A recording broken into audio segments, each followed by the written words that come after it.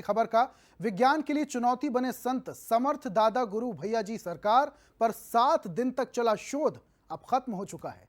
अब इंतजार है तो मेडिकल रिपोर्ट आने का, जिसके साथ ही सब कुछ साफ हो जाएगा। अब तक क्या कुछ रहा इस रिसर्च में, देखिए यह खास रिपोर्ट। जबलपुर के महायोगी समर्थ दादा, जिन्होंने पिछले 3.5 साल से ना तो अन्न का एक दाना खाया और ना ही किसी फल का सेवन किया, उसके बावजूद चेहरे पर तेज और शरीर में फुर्ती लिए दादा गुरु नर्मदा की परिक्रमा करते हैं। लेकिन क्या ऐसा हो सकता है? इसी का पता लगाने के लिए सरकार के निर्देश पर मेडिकल साइंस ने 7 दिनों तक लगातार अपना शोध किया, जिन्होंने सुबह से शाम तक दादा गुरु के साथ रहकर ब्लड सैंपल से लेकर कई तरह के टेस्ट किए। अब 3 हफ्तों के अंदर मेडिकल टीम केंद्र और राज्य सरकार को अपनी जांच रिपोर्ट सौंपेगी, जिसके बाद ही साफ होगा कि दादा गुरु की साधना में कितनी शक्ति है। तो ये एक ओरिजिनल रिसर्च वर्क है जिसमें कि इस तरह की जानकारी हमको मिलेगी, और जो जानकारी भी मिली है हमको उसको हम लोग बैठ के एनालाइज करेंगे, उसका सिग्निफिकेंस क्या है।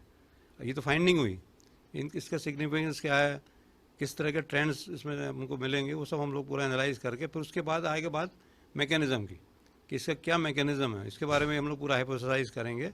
आश्चर्यजनक रूप से निराहार रहते हुए और इतने एनर्जेटिक फिजिकली मेंटली दोनों, बहुत मेरे हिसाब से तो साइंटिफिकली आज के ज़माने में, आज की नॉलेज में अभी एक्सप्लेनेबल नहीं है। तो दादाजी अभी देखने से तो बड़े स्वस्थ और एकदम एनर्जेटिक लग रहे हैं, और जो हमेशा के दिन ब दिन उनमें और एनर्जी बढ़ती जा रही है दादाजी में। देखिए, अपनी ह्यूमन बॉडी नॉर्मल, अगर ह्यूमन बॉडी आम आदमी की अपन बात करें तो इतना 44 डिग्री टेम्परेचर में इतना चलना, और without any water, without any food, without any कोई प्रोटेक्शन नहीं है, एक नॉर्मल इंसान के लिए थोड़ा सा संभव नहीं है, थोड़ा मुश्किल है।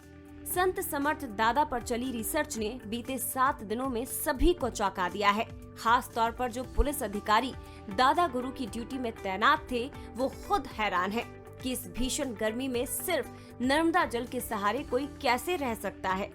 दादा गुरु की सुरक्षा में तैनात पुलिस के जवान का कहना है कि जो चुस्ती, फुर्ती और ताजगी संत गुरु में देखी, वो गौर करने लायक है।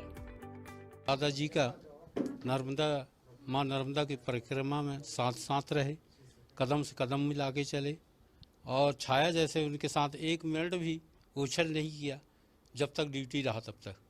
लेकिन दादाजी को मैंने ये देखा कि सुबह से लेके पूरे परिक्रमा में और यहाँ आके ही पानी पीते थे, पूरे दिन भर जल नहीं लेते थे, न किसी प्रकार के फल फ्रूट नहीं लेते थे।